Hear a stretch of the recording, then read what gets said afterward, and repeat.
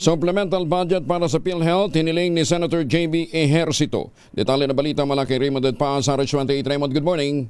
Hinimok ni Senador J.B. Ejercito ang mga kapwa-senador at mga congressmen na pagtibayin sa lalo madaling panahon ang kanyang panukalang bigyan ng 74 billion pesos na supplemental budget ang PhilHealth. Sa kanyang privilege speech, sinabi ni Ejercito na kailangan ng halagang ito upang matupad ang ipinangako ni Pangulong Bongbong Marcos na full implementation ng Universal Healthcare o UHC law at magresulta sa zero billing sa mga pasyente.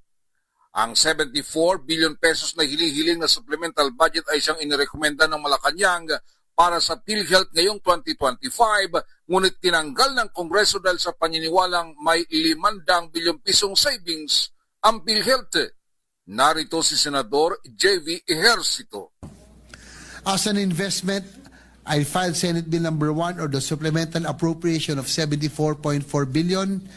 It seeks to give additional subsidies for PhilHealth to further improve their health benefit packages.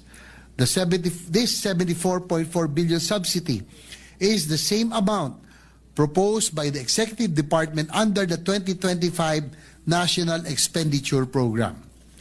Kinastigo din nito ang biglaang pagsibak sa mga ekspertong matataas na opisyal ng Department of Health.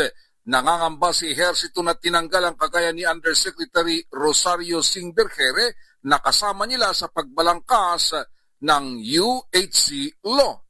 Narito muli si Senador J.B. Ejercito. Ikinababahala ko ang pagtatanggal sa mga opisyal at empleyado na may institutional knowledge o memory. Sino na po kaya ang maatasan sa DOH na magpapatupad ng Universal Healthcare Act kung inalis na sa pwesto ang mga tumulong sa atin na magbalangkas sa batas na ito? Ano po kaya ang dahilan kung bakit sinibak sa pwesto ang mga ekspertong may alam sa kalusugan? Ito si RH28 Raymond Adpas para sa DCRH, una sa Pilipinas, una sa Pilipino.